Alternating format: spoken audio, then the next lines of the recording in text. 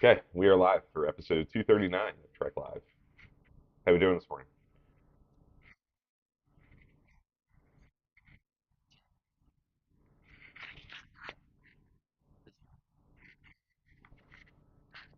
Yeah, obviously, I think as much with as much happened as it did this year, good, bad, in between. I feel like our kind of last show of the year, we have to like look back and take stock of, you know, not just the on-screen but the off-screen kind of developments in the world of Star Trek and kind of what we think. I think that's the right way to kind of end the year for us. We spent a lot of time this year. I feel like maybe more than any other year. Um, Probably partially because of what we're going to talk about being like the on-screen product being really good and exciting and urgent, feeling like we got to talk about it. A lot of our episodes this year have been focused on, the content as it's come out. We've talked a lot about Picard and Strange New Worlds and Lower Decks, um, kind of as they were happening. But now that it's all in the bag, it's done. We've had some significant time away from some of them. Lower Decks still pretty fresh, but I think given how we kind of reacted to things here on the show as they were coming out, I think it's important to kind of take one more look back at things that went well, our favorite things, um, and get ready for 2024. So Jeff's in the room. How you doing, Jeff? Uh, Feel free to share as we kind of get through this. Uh,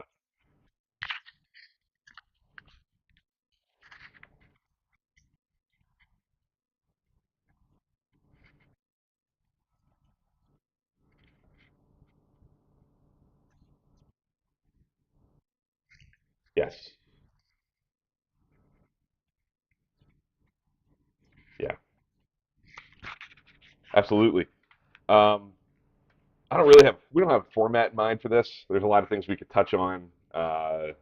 One thing that I feel like um, we could maybe start with, just because it's fresh of mind and I just did it, is I ran a series of polls on Twitter this week, where I kind of pitted the episodes from each show this year against each other, by like the three season premieres from this year. It was the Next Generation, The Broken Circle, Tuvix, just to kind of get a feel for like which of those three episodes do people prefer. And I did that for each because they all had 10 episodes, 1 through 10, and tried to get a feel. It's not that simple. It's not like a definitive way to like, oh well, one season's the best of the three. But it's one way of kind of unpacking that and kind of looking for patterns and seeing where the kind of consensus, at least on Twitter, seems to be landing. Um, uh, Jeff is saying we're not hearing you, so let's do a little something there. Get that fixed here. 1 second. Uh, That's a really good way to look at it. I guess is taking it one episode at a time. But I'm really curious to see what the kind of the polls show after some time away from some of these seasons, because I think um, I know me. I feel like when I rate an episode, it's really hard for me to justify a very accurate rating, even though like right after I see the episode. So it's going to be fun to kind of see where those land, kind of now that some of these shows have had some time away from each other and the premiere date. So yeah, excited for that. yeah. So Picard did really well. It especially early on, those early polls. Picard kind of handedly won um, the first, the fourth, the fifth, and the sixth polls. So in that early chunk of the season, they were kind of the heavy favorites. Uh, the third poll, 17 seconds, and tomorrow tied with 40% each. So that was a close one. Um, there was another tie.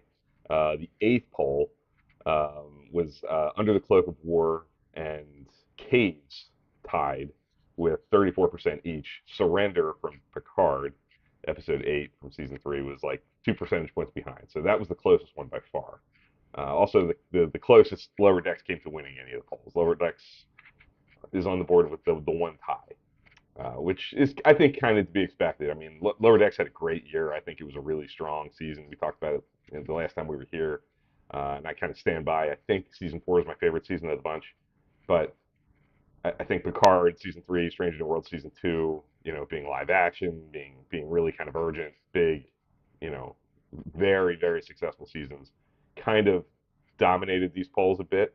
But Lower Decks did have some strong showings, and that's certainly one of them. The finale poll, Lower Decks did well. It finished a strong second, ahead of Strange New Worlds' finale, Picard's finale. Unsurprisingly, at least to me, being a Yeah, series that's no finale, surprising. yeah, Yeah, that kind of yeah, ran away and won that fairly easily. Um, maybe an easy way to look at this is Strange New Worlds won polls for Ad Astra per Aspera, poll number 2. Those Old Scientists won easily for poll number 7, with about 75% of the vote. Under the Cloak of Wartide with Caves and Subspace Rhapsody won the ninth episode poll. In a pretty close vote, Vox and the Inner Fight both had strong showings as well. That was yeah. a pretty tight That's a one. close. Yeah, that's a close one. Yeah, Yeah, I think that's to me. That just um, it shows that how great kind of the later season or the later so the episodes episodes. are. Yeah, Because yeah, like in the first 5 episodes, it seems like it there's clear winners, but once you start getting moving towards kind of the back end of some of these seasons, it seems like um, the numbers kind of mileage may vary depending on which show you kind of prefer. So right. yeah, Yeah. So some interesting little data points there. Picard won 5.5. If you count the tie as a half. Came away with 5.5 wins. Strange New Worlds had 4 wins with 2 ties. So I'm kind of giving it like 2 halves, 3 solid wins and 2 ties, and Lower Decks had a half point for the tie. nice. So I mean, does that kind of the final number surprise you? Does that sound about right? Does that if you were looking at like how you voted, do you think that aligns with probably how you would have gone? Do you think you would have gone heavier for Strange New Worlds? Possibly. Any thoughts on kind of how that all I shook out? I think so if I'm looking at it objectively, but also I think I might have leaned a little bit heavily towards Strange New Worlds as when it comes to voting, but I Mhm. think that definitely checks out. And I'm not trying to harp on Lord X here, but I just think that um, Picard and Strange New Worlds just had again really strong seasons. Yeah, There's only a handful of episodes that I would say um, that are middle of the road. yeah, Which is amazing to kind of think about. But yeah, I definitely kind of agree with that. I think um, this year just had such great balance. I think there was stuff for the old TNG Star Trek fan. There's stuff for this new age kind of who likes Strange New World stuff.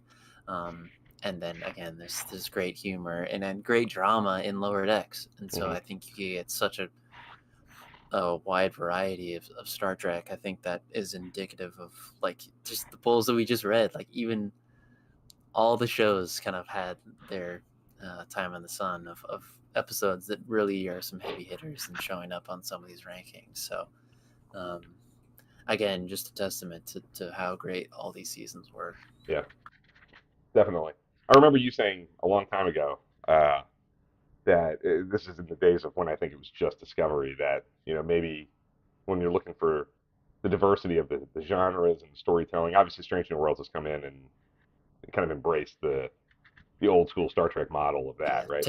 taking over that role. Yeah, Yeah, but even with that there, and Picard being as serialized as it was, I think what you said about like the different seasons and like stretches of episodes, being able to be flexible uh, and delivering those different kinds of things, as opposed to like the individual episodes, sometimes it allows for even through the serialized kind of shows, getting that diversity and that feeling of different kinds of uh, tones and stories. So even with Picard season 3, which is pretty, lean and mean and feeling like a single thing this year because of, you know, Lower Decks being as kind of malleable as that is within the comedy construct, and Strange New World certainly within episode by episode being able to change. We've it does feel like we got something for everybody this year.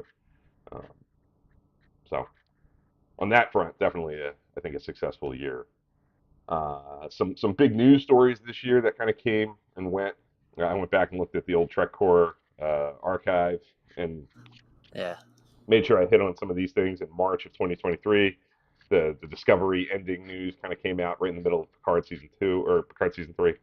Um, the announcement that season 5 of Discovery was going to be the final season. They were going to do some reshoots. The original thought early this year, we thought we were going to get Discovery season 5 this year. We thought, maybe at the end of the year or at some point late in 2023 we were Yeah. going to get that. But November. Yeah. yeah, the push to early 2024 to accommodate some reshoots to kind of ensure that the end of the finale feels like the series finale and not a season finale promising more. That all came out in March and was obviously a really big story that got people talking. And I think, as big as that was in 2023, I think 2024, when that season starts to drop and we're kind of consuming the end of Discovery, there's going to be a lot of post-mortem conversation about Discovery the Yeah. show, what it meant to the franchise, the difficult birth that it had, all the whole kind of retrospective look back at Discovery is going to kind of, I think, be a big story next year. But this year, obviously, without getting any on-screen content, the news of you know, the tamp down uh, with season 5 being the end was obviously uh, a big part of this year in Star Trek that made a big impact. Uh, so yeah, Yeah. That's always tough to kind of talk about, especially like Discovery is kind of feels momentous because it was the show that started all this, and yeah, yeah, that I don't know if it's going to be relatively soon, but that documentary someday is going to yeah, be for really fun to sure. kind of experience and talk about that that writing staff early on, and yeah, Yeah, yeah, it's going to be interesting. yeah. Some hopefully some good books. Like somebody like Larry Nemechek could get on the inside a little bit Inside scoop, yeah. and put. I would love for there to be, especially once the show is kind of wrapped up, uh, some good content about the making of the show and the difficulties, especially early on. It was such a, you know, in the last, I don't know how many years old it is now, but like Chaos on the Bridge for the kind of tough early years of Next Gen. Yeah. I think. Well, we haven't really talked about this in a while, but they're doing the Voyager documentary, and they've done the Deep Space Nine documentary, and so I'd hope that maybe, um, and this season of Picard felt like a little bit of a. No, I Yeah, just hope we get a documentary. That would be fun. yeah. Hopefully we'll get something that kind of tells the story, give us a little inside story on what the making of the show was like and how much it overcame to be, I think, in my opinion, I know it's controversial in some circles, as good as it is. And I think I really feel strongly that, just like Voyager did and Enterprise did, as time goes on and, the heated feelings kind of subside and it kind of recedes into the mix of kind of completed historic Star Trek shows. I think people, not everybody. I'm certainly not saying everybody's going to see the light and come around, but I would not be surprised if people come around and say, hey, it's actually better than I thought it was, or better than I remember. If they go back and give it another chance as a kind of completed product, and you just take it on its value, like take it for its flaws and the things that you wish were done differently. I think everybody has those thoughts and feelings about all the shows. Going back to the original, wishing they tweaked this or did that a little different. Um, but I think Discovery will have the same journey that those other shows did, that also had tough times when they were on in the first run with some Yeah, corners of the fan base. So yeah. Mhm. Yeah. Go ahead. Original series got canceled. I know, It's just like right? so Mhm. it's like every show has its. I just hope Discovery gets its shining moment. It's just I feel like I hope it's the ending isn't really shoehorned in. I hope Right. it gets its day in the sun because it's such a uh, special show, and the franchise and where Paramount wouldn't be where it is today without that show. So I really um, I want to give it the respect that it deserves. So Yeah, yeah, absolutely. So also in March of 2023, the news that I think everybody saw coming for a good little while ahead of time was that the Starfleet Academy show was kind of officially going to happen, and word started to leak out that it's set in the 32nd century. So the other kind of part of this Discovery conversation is just how much of a like warm handoff will there be between Discovery and the Starfleet Academy show? Like how much of a direct kind of connection will there be, and how much will you know a season ending not feeling like a complete finale yeah, hurt it because of whatever Starfleet Academy is going to be. I think that's going to be an open question for a while here, as we learn what Starfleet Academy is going to look like, what it's going to feel like, who it's going to involve, how directly connected to the stuff we're seeing in Discovery season 3, 4, and 5 um, is it going to be? If there are characters and the direct story threads kind of linking one from the other. I think that'll maybe ease some of the pain for the folks that are really hurting from the Discovery move. But that's all to be seen in the next year or two. But the Starfleet Academy thing becoming an official uh, thing on the horizon, not just a rumor, not just a are they going to do it kind of a thing, was obviously another big uh, news story that came right kind of hot off the heels of the Discovery news that it was going to end, which is what makes me think that there is some correlation there. It felt kind of as one's ending, one's heating up, and I think it'll be interesting to see how connected they are. yeah. Jeff's asking if we think Tilly will make an appearance in the Academy show. I mean, that's been long rumored. That's who knows. I don't know. I mean, I wouldn't mind that. I love Mary Wiseman. I love Tilly. I regret what they did in season 4. I think that's going to be one of the more controversial things about certainly that season of Attention, Discovery. Doc. Yeah, that people are going to want to know like what prompted that. Was that just a story choice? Was that her choice? Was that the show's choice? There's a lot of unknowns there, um, and how that impacts a potential Starfleet Academy series involving her. Like that all remains to be seen. I would love that though. That's the kind of thing that I think if she was there, um, and maybe a big part of it, and there's the promise of Discovery still out there, and maybe we'll bump into people from that ship on occasion through the course of Starfleet Academy. That that that would feel good to me as a fan of Discovery with Discovery ending, if that felt like a realistic possibility. So the way that when Next Generation ended and Deep Space Nine was still running, there was it didn't happen very often, but it was possible. Like there was an opportunity for mixing it up with elements there. I mean, we obviously got Worf and various people made appearances here and there. There were some crossover elements between the shows, but if it feels like that, like they're kind of taking place at the same time in the same place, so that there's kind of an open opportunity there. Yeah, picking up the torch and Yeah. keeping kind of running. But Yep. yeah,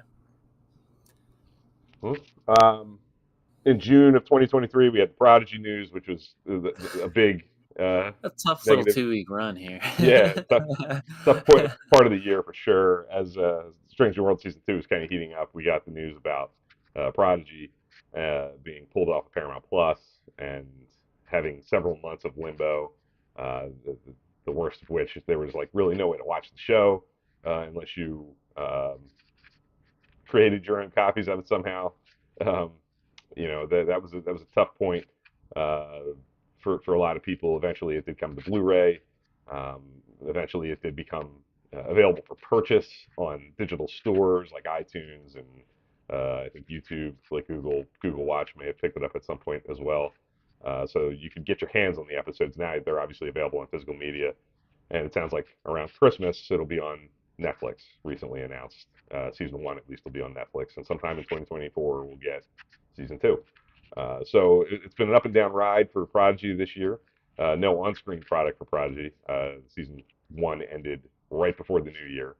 Um, so the Prodigy news that did happen this year was a tough pill to swallow for a long time, but there is a little glimmer of hope. I think we talked about this a few weeks ago. That being on Netflix, maybe we'll give the show a new lease on life a little bit, and maybe it'll get a few more eyeballs on it. I don't think we're cracking any secret codes here by saying that there are more families, more people out there who have Netflix than have Paramount Plus. There are more kids picking up remotes and browsing Netflix for new TV shows, new things to watch than are browsing Paramount Plus. So I have a lot of hope. Because how else can you be? I'm hopeful that maybe some more people will discover Prodigy, and it'll have a little boost on Netflix. But you can't talk about the year that was in 2023 without talking about that because that had such legs and went on for so long and got so many people so upset. And that's definitely one of the stories of the year in 2023 for sure. Yeah, you can't, especially with with a lot of the strikes and stuff going on. I think there was Yeah. added pressure too to some of the streaming services and stuff, Yes. and kind of the unknown. And so it feels like Paramount Plus, at least for the Star Trek universe, is pulling back the reins a little bit. Maybe working towards having like a 3-show rotation with some special projects here and there. I know Yeah. there's some rumblings about a Section 31 Yep. show. That project, but the actress that kind of headlines that project is very busy and having a year of her own, so it's a lot of stuff going on in 2023 off screen that kind of influences the on-screen product. So yeah, some of that Prodigy stuff was kind of tough to hear, but I think the only thing we can do, I guess, is make waves on social media and Twitter, and then like people did, and then also just come Christmas time put it on, because Bill's right. Like, how many TVs come with on their remote a Netflix button, or like the smart TV interface already has Netflix downloaded onto it, so it's gonna get so much more eyes on it, and hopefully who knows what the future holds for Discovery. But yeah, bittersweet, but also it's probably the best for it to be able to gain some traction. So yeah, I think it's got a better shot of being discovered by the audience that it's aimed most directly at on Netflix than it did on Paramount Plus. I think the majority of people finding it on Paramount Plus were people like us who already had Paramount Plus looking for Star Trek content, and not the sort of young Star Trek, uninitiated kids, parents, whoever is finding their way to a kids show. And yeah, I mean, who knows? Netflix is such a soup of content, and things show up on there and get dropped and never get watched or make very very little impact. It's such a deep pool that I think some things struggle to gain traction there just because of the amount of content available there. But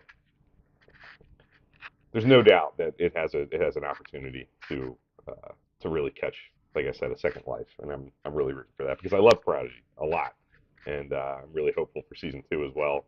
All the advanced information that's available. Robert Picardo being a part of the show. They're on a ship with the real Captain Janeway, Admiral Janeway.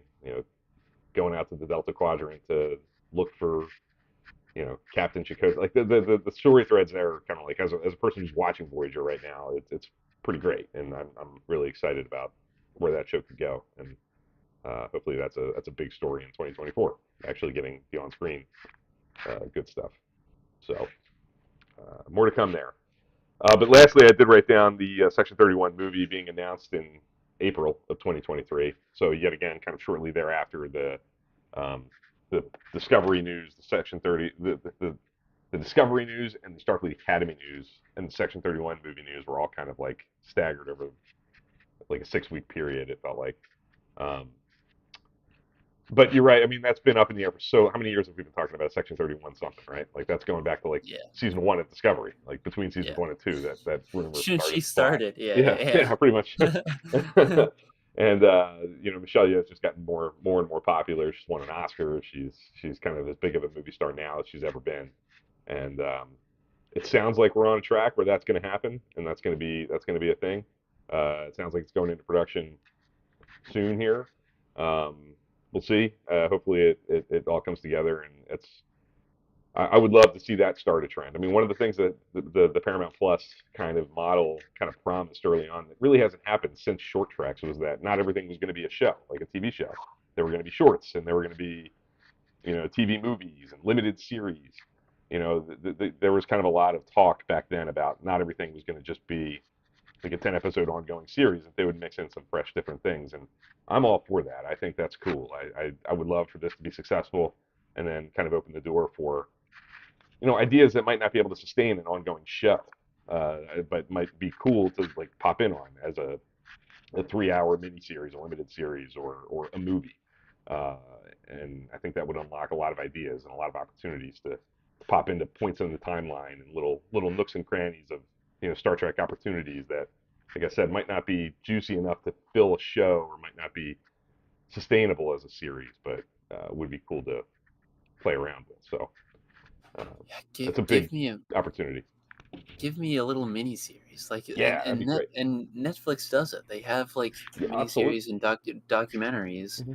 That's 3 episodes Hmm. and they're an hour long. It's just like I know people want to point to like you know budgetary restrictions and stuff like that, and it's really hard for like an actor to commit to a series like Yeah, this. I mean, this is like, for Discovery, this is like 7, 8 years of in being development locked in. and being locked in, and so it's hard for an actor to do that. So, I think that's why and it's it's ending. Because I think that's and part of it yeah, because of how many years it's been. and which I get it's tough for an actor to kind of sign up for something like that, but it also helps like the production people, the writing staff to be able to learn the Star Trek universe and how to write for Star Trek universe and how to produce things for Star Trek universe. That just like it's such a big opportunity. Like the Star Trek universe is so big, Mhm. you could fill in such a tiny little crack and it'd be Yeah, so successful. I So think so. Yeah. that it's just like short treks are a perfect example. Like Mhm. those were relatively successful and they um some of those sets were already built. Yeah, they did it for basically nothing. No money. I And mean, they weren't. so yeah, it's paying an actor and paying, um production, which can get spendy at times, but like, when you've built this big streaming service, you gotta fill it with something. Yeah, You can't be, so yeah, I think you said it. Like limited series are big now. Like they're popular. A lot of these places are doing them. A lot of the different streaming services are putting them together. HBO's done them for years. I think there's a real opportunity there to like you said, tell some stories that might not sustain the whole show. You might not envision it being something that's built to last for years and years and years. Like having just watched in the last couple of weeks, I watched Soldiers of the Empire on Deep Space Nine. Sons and Daughters is a little less successful, but like a Klingon, like Soldiers of the Empire is a really cool window into like what would a Klingon based show look like? What does life look like on a Klingon ship? And I don't know that I would be down for like an ongoing like several season show of that. Maybe I would. I don't know, but like a limited series or something extended that really like lets you dive into something like that, I'd be all about that. And I think ideas like that can live in that kind of format and would open doors to to really expand out the timeline and play with some cool ideas. So I'm really rooting for the Section 31 movie on that basis. I hope it opens those opportunities up for more like that movies, limited series, not to kind of think outside the box of how to deliver new Star Trek, especially as the streaming world is changing. I think we all know, like you said it a couple minutes ago, that I think we're all realistic to what we got last year. The story of last year was the 51 episodes of 52 weeks across 5 shows. Like that's not going That'll to happen never again. happen No, again. that's going to Yeah. be a 2022 thing forever. That's going to be. We didn't know how good we had it that year, uh, but it doesn't have to be that. I think this year actually one of the things I actually liked. I love the 51 and 52 or 52 episodes of 51 weeks, whatever it was. Yeah. That was great in a lot of ways, but it was also kind of exhausting too. Like it was a lot, and uh, I'm never going to complain about too much Star Trek by any means. But this year it felt well spaced out, like Picard in the winter, in the early spring, Strange New Worlds in the summer, Lower Decks in the fall. That felt like a really nice, like we got to Once consume a season, once a digest quarter. it for a It little bit. seems like, yeah. Yeah, I think that's a good model and a way to fill that calendar out even more if you're going to pull back on how many shows are in production would be to do uh, some of those kinds of things. So I hope it's successful and I hope it creates an opportunity for more. So Yeah. yeah, And maybe do 12 episodes. that would be great. How about 22? I'd take that really happily, Yeah. but I'd take 15 like season 1 of Discovery was, Yeah. and be really happy with that. So. Um, Jeff says, I think this year was ideal with the amount of content. We like to rewatch and we like to discuss as fans, so it was great balance. Yeah, I agree with that. I Agreed. think Yeah. it created an opportunity to really dive into a season and give it about a month and a half, 2 months, 8, 10 weeks maybe to really think about the season. It give people an opportunity to really think about it, talk about it before we're diving into the next thing. Where I think in 2022 it just felt like a constant sprint. As somebody who will watch as much as they give, and be thrilled about it. I won't give horse in the mouth, but that didn't that was a very different feeling where it just felt like bang, bang, bang. There was a point in 2022 where, season 4 of Discovery wasn't even over yet, and season 2 of Picard was starting, and they were overlapping. It was a lot, and I don't know if it was kind to. We've talked about this before. This Yeah. isn't new. Like it wasn't. It wasn't. They kind of did Discovery season 4 dirty, I think, a little bit with the end and how it Same aligned with with Prodigy. Yeah. and Prodigy. They really did Yeah. Prodigy dirty. So uh, that I don't know how successful that was, uh, other than pleasing people like me, who is a Star Trek junkie and will take as much as they can possibly get their hands on. So Yeah. yeah, Which is a learning curve because there was a time in 2020 and 2021 where there was so much consuming of content that they were just trying to get out yes, as much as possible. So it's kind of just learning this new medium and then trying to figure out how to be successful. But I think Jeff's right. I think this is perfect balance of these seasons being able to stand on their own, but also have some breathing room, and then it that next season be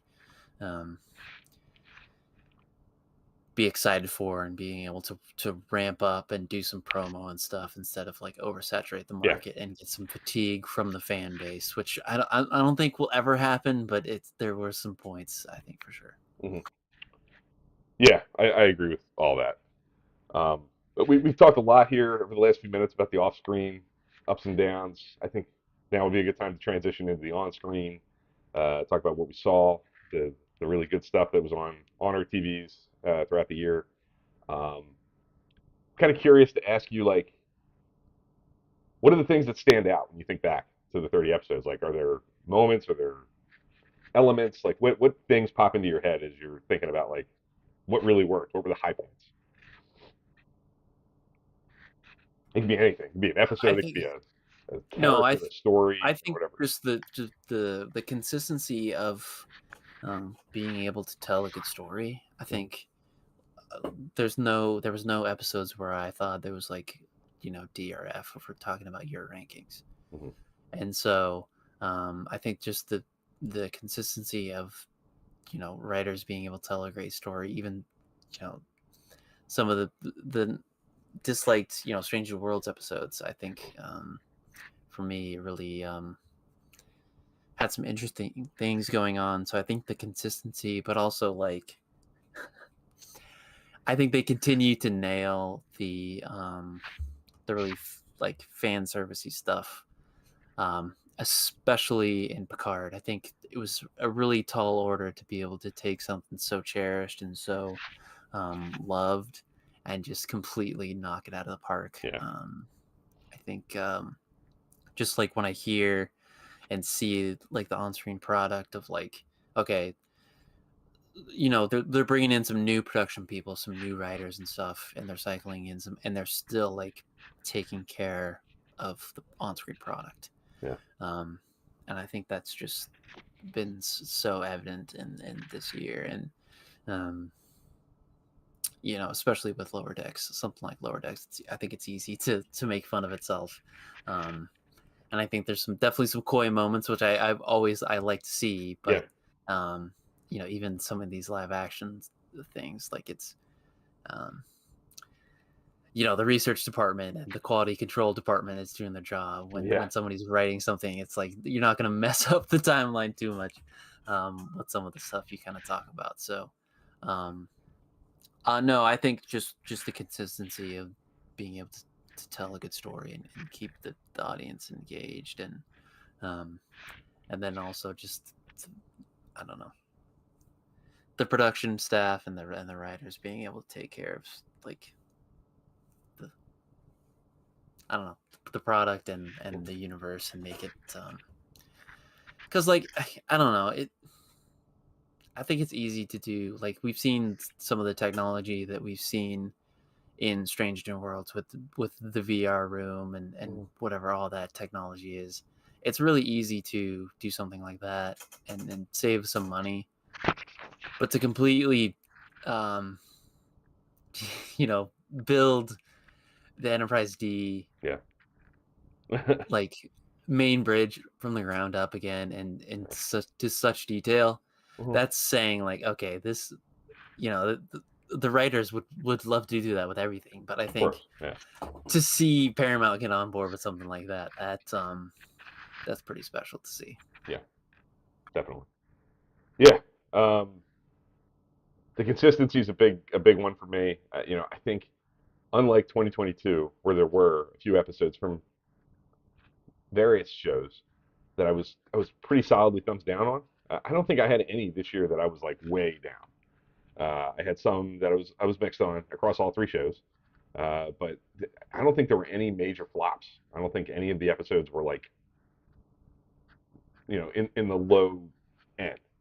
Uh, I, that's saying something. Of the 30, I think the consistency and the avoiding the big misfire, like for my money, like mathematically perfect redemption was last year. There was an episode of Prodigy that I thought was a miss. There were a couple episodes of Discovery in season 4 that I thought were misses. Um, there wasn't any of that this year, for me. Real quick, Yeah, yeah, real quick. Like among the Lotus Eaters, I've yeah, seen a little bit of, but to me, like the cool thing about that episode and why I like to talk about it. Yeah, some of the stuff I don't really didn't really care. Like it's maybe mhm, middle of the road for me, but I think it almost fits.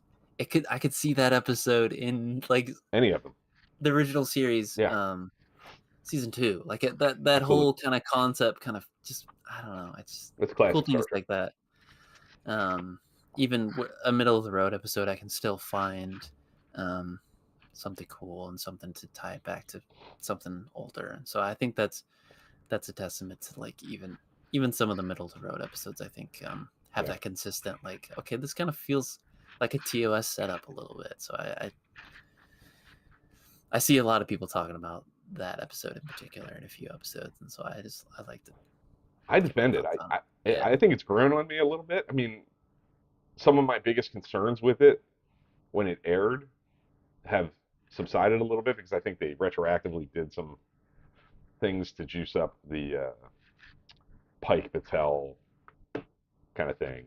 I think Yeah, that's that storyline. Yeah. I think that fell a little thin and a little out of nowhere while that episode was airing. But I think because of the way the season played out, it feels less so. Uh, and yeah, the premise of the sort of very classic, science fiction idea. I think a lot of that works pretty well. I don't even think it's my least favorite of the season. I think the premiere was for me.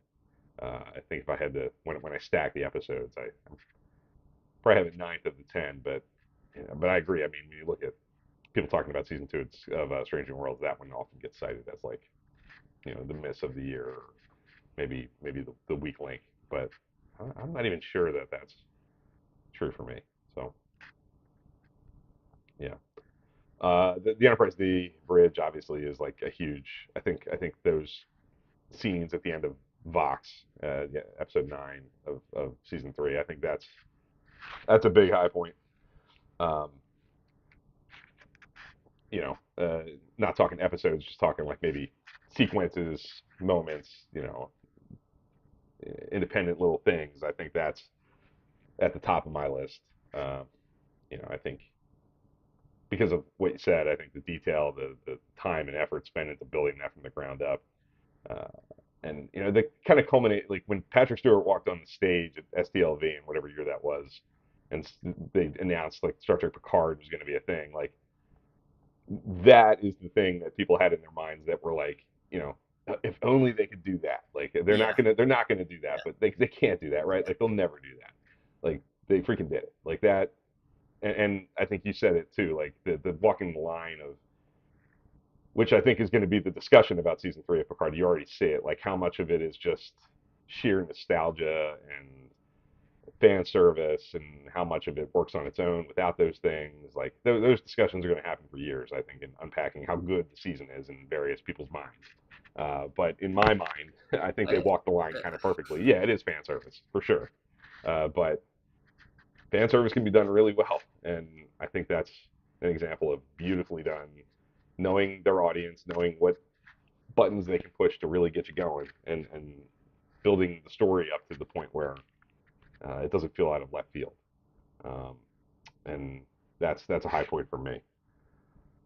Seeing the crew back at Rob, seeing the crew back on the Enterprise D together, wow, absolutely, yeah. I mean, that's like I said, something that as a kid who grew up with the Next Generation, and they were like my heroes from like the beginning of my life. That's not something I ever thought I would see, and that's that's at the top of my list for definitely, absolute sure. Um, Jeff's asking favorite episodes. I think that's obvious. We got to touch on that. Yeah, it's Um, tough. yeah, From the year, for the that's year, that's really tough. yeah, I think No Win Scenario from Picard for sure is up there. Episode 4. I think there are great moments in that. Um, I think I've gone back and forth, and I'm edging towards Subspace Rhapsody being my favorite episode of season 2 of Strange New Worlds. I haven't rewatched it like in like as a season, um, to get a feel for that. Um, that is growing Yeah, on me a lot. favorite or best? Both, Yeah, either one. that's tough. Yeah, I mean, Subspace Rhapsody is definitely up there as my favorite, maybe top 3. But Yeah. it's so hard because I think, even just, racking my brain right now, because I could go back to some of my rankings that I have, but like even tomorrow and tomorrow and tomorrow and tomorrow is Mhm. calling me like that. Yeah. It's just, it's really hard. And then even recently, um, further and further, like I get away from caves, like Hmm. that. That's That great. is really it's so good. Yeah. Because yeah, time I think definitely cuts away some of the stuff. Hmm. And those old scientists obviously have to be in there. Um, I don't I don't know. There's a lot of good stuff. Yeah. I think the finale for Picard is up there. I think the way that ends as strongly as it does. I think the thing that did so well, it kind of did the Return of the King thing with multiple endings. It made sure it had enough time at the end, or it made time at the end to have like epilogue style quiet moments. It didn't run the climax of the like action, resolutions to the very end of the episode. Like that happens with plenty of runway left to see the characters kind of wind down and see where they end up, and kind of set up. whether it's just setting up a new show like Legacy that people want, or it's just kind of thematically, you know, letting us know that it continues. You know, the next generation is going to go out there and do their thing while this old crew is kind of winding down. Either way, I think it works. I think it's successful. I think that works really well as a finale. But yeah, I think No Win Scenario. I think Subspace Rhapsody. Uh, those old scientists. The inner fight. I think is really strong. Um, and one that's I think my Under the Cloak underrated. of War. Yeah, you knew what I was gonna say. Underrated Yeah. is that. I think that's my Yeah. underrated pick. Yeah. That's a That dark was horse. Yeah. it's a dark horse. I don't know that how high it's gonna go on my list, like when it's all said and done. But it's I think about that episode a lot. I know I think I bring it up every time we talk about Strange New World season two. Yeah. It really sits well with me as a juicy, you know, just cool episode with a lot to think about, and it gets people riled up, and I like that too. People get upset talking about it. People have strong feelings about. I feel like that's going to be one of our topics that we have for Trek After Dark, because like it is one of those episodes that I think is aged really well, but it's I think also so. the was the Doctor in the right or wrong is going to Yeah, be one of those questions that gets debated until the end of time. yeah, yeah, yeah. No, I love that. I love when Star Trek does that. I think that I'm not saying it's as good. I mean, I'm certainly not, and the stakes aren't the same. But like in the Pale Moonlight, and when Star Trek does things that pushes the characters into these like really tough moral dilemmas where they make decisions that are questionable, and it creates, you know, a big conversation about these things. I think that's Star Trek does that well a lot, and I think that goes into that subset of episodes. You know, like if you're looking for episodes like that, now you have a new one that's right comfortably in that conversation. I love that.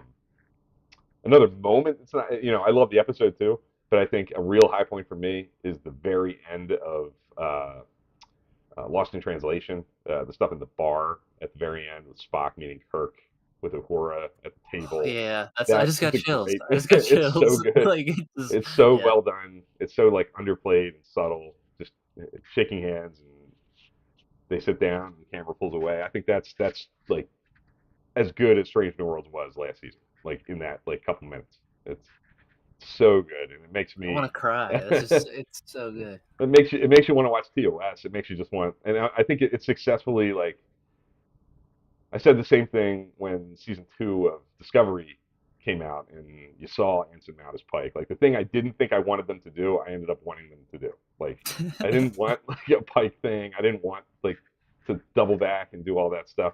I see those actors sit down in that moment, and I'm like, maybe I do want this to just keep going. Like I'm down, and I didn't think I would be, and I still have mixed feelings about it. But it's so good and it's so well done that it makes me like question what I want out of all this. And that's impressive on their front. I'm that's a high point for me. Yeah. Yeah. Jeff saying those old scientists for him, Lower Decks crossovers. Rob said the same. That's obviously a huge favorite that dominated that poll for those episodes. Um, it tops a lot of lists. I mean, and it makes sense. I mean, I think that goes in the pile with like Trials and Tribulations as like a really loving.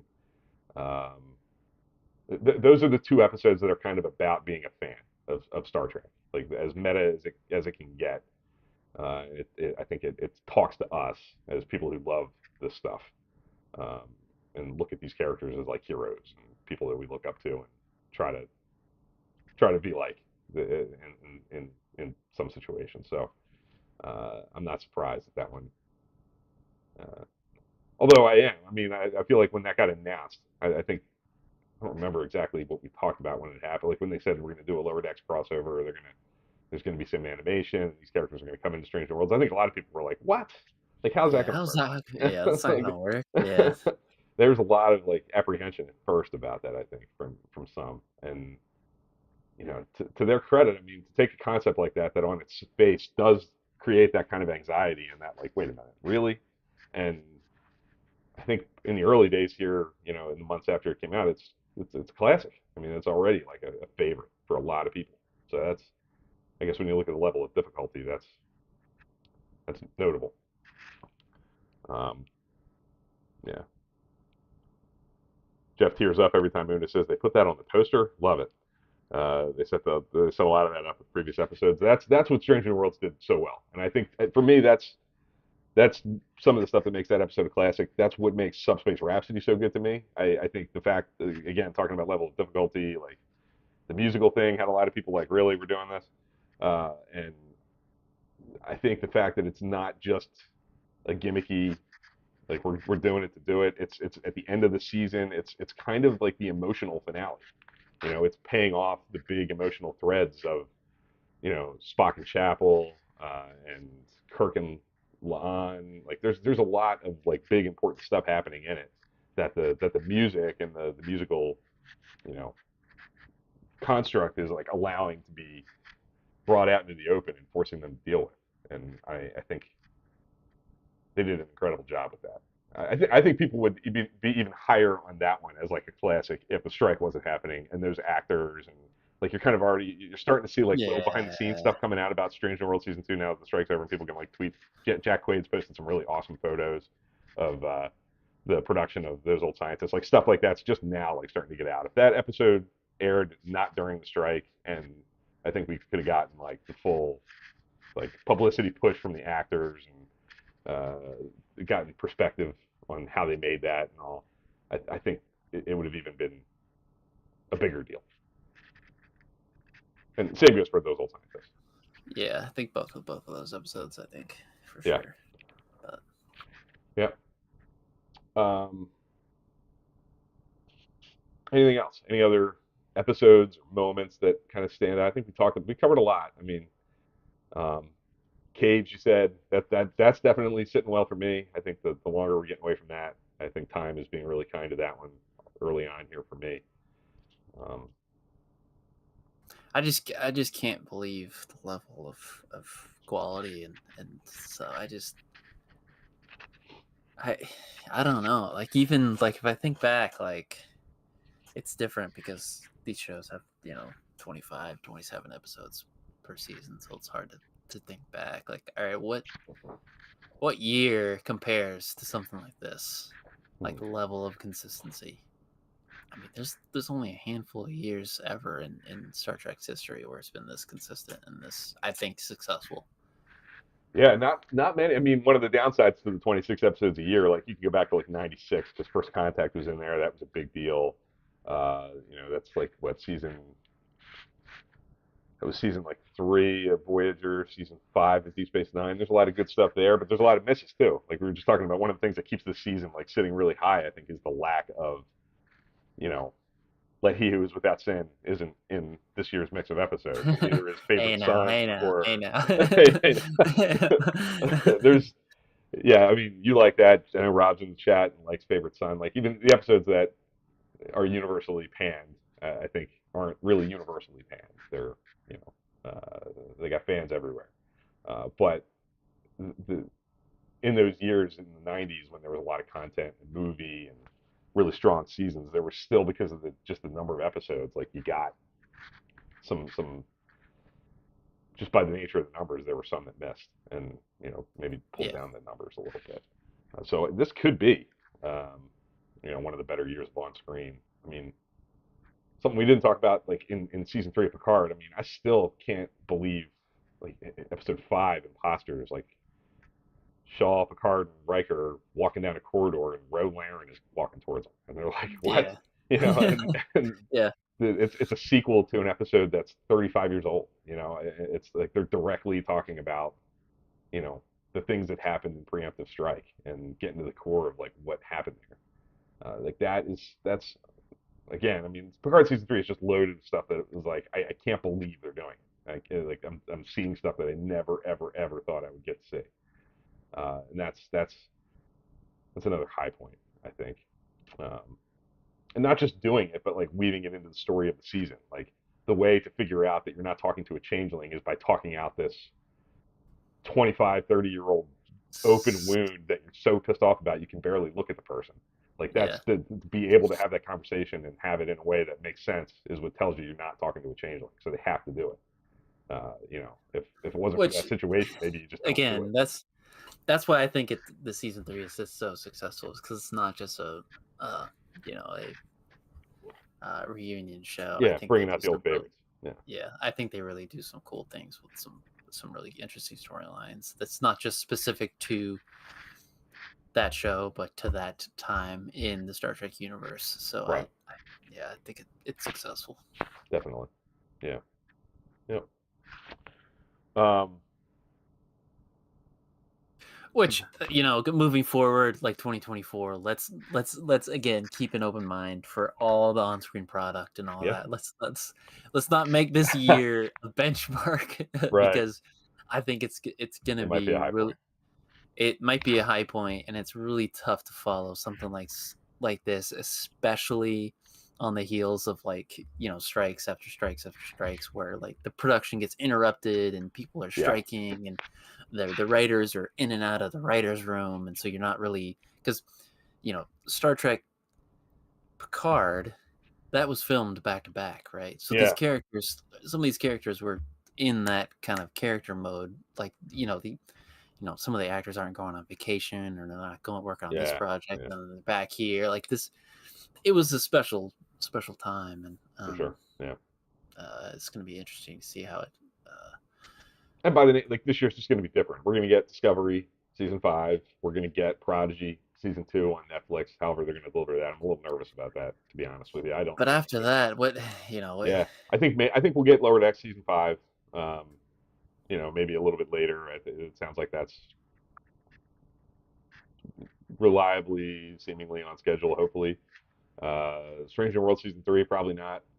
Maybe at the very end of the year, but probably much more likely 2025. Um, I think 2024 is going to be about Discovery ending. I think it's going to be Prodigy, and I think a big open question is going to be the season 5 of Lower Decks. Is that it? Is that the last season? I think that's going to be a big story in 2024. yeah, Um, the Mike McMahon seems like that is going to be, I but think we'll see. he's slow Yeah, walking us maybe towards yeah, a strong yeah, possibility that it is. Hopefully not, yeah. but that would end up being a big, for forecasting like what's coming in 2024. I think that's going to be a big conversation. Even Prodigy, like season 2's in the bag. It's on Netflix. Netflix has it, but whether or not Netflix brings it back for a third season, that's a big open question. So like what we had in 2021, 2022 with these 5 shows, like Picard done, Discovery done, Lower Decks maybe done after 5, Prodigy Yeah. maybe done after 2, probably done They, after 2. Lower Decks did do the Star Trek movie posters as their freaking It did. their promotional, and there's more posters that There they have to are. do. Yes, So there are. Hopefully they just fill out. They keep going as long as there are movies. That would be my vote. Keep going, yeah, fill out all those posters. but Uh, I don't know. and I don't. obviously, I think the more we get information about Starfleet Academy, Section 31, what's next. I think what's next is going to be a big topic of conversation in 2024. Now that the strikes are done, now that a lot of these shows are done, um, and kind of the kind of first wave of new Star Trek shows are kind of in the bag and post strike, post new streaming world. What does it look like? I think what's next is going to be a big uh, open question in 2024 and 2025. So, No matter what, I think Bill and I are still going to be here talking about Star Trek, even if the Paramount closes their doors and is not making any new Star Trek. I think we'll we'll still be keep going. talking about Star Yeah. Trek. Yeah. So I want to thank everybody for watching. I don't know if we're wrapping up. Yeah, I think so. I think we covered Thank it all. everybody for watching. Rob and Jeff and chat. Thank you guys for being here. If you guys want to, we're working on scheduling a Trek After Dark. Yeah. If you guys want to join that, definitely get with Bill. He'll get you squared away. Mm-hmm. But again, I want to thank everybody for watching. Thank you for this wonderful year. Bill and I are really excited for next year. We hope to see everybody at the Trek After Dark holiday party. But until next year, thank everybody for watching. The discussion doesn't have to stop here. Twitter, Discord, all the other social media platforms to keep the discussion going. We'll see you guys next time. Yep. Have a good New Year, everybody.